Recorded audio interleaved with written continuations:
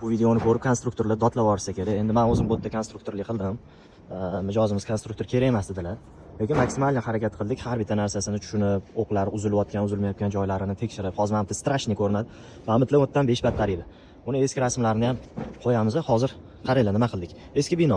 Eski binoyimizni basharasiga restavratsiya qilib, mana bunaqa figuralarni qo'shyapmiz. Skromniy, strogi, bitta chiroyli fasad qilishni rejaladik.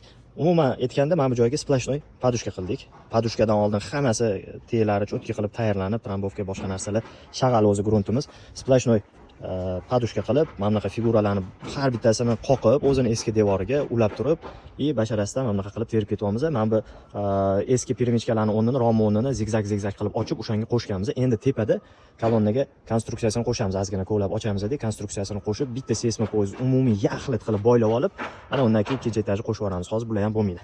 Bitta ko'rib baho berib qo'yasizlar, eski binoliklar mana shunaqa qilib yangi qilib olsanglar bo'ladi.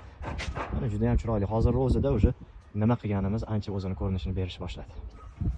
Eski binoda yashab, lekin suyaga baquvvat bo'lsa, nima qilishni bilmay yurgan tanishinglar bo'lsa, jo'natib qo'yinglar. Menga podpiska bo'lsanglar, mana shunaqangi o'zimiz qilib yurgan ishlardan namunalar ko'rsatib boramiz. Hamma sizlarga ham bilim bo'ladi. Sog' bo'linglar, salomat bo'linglar.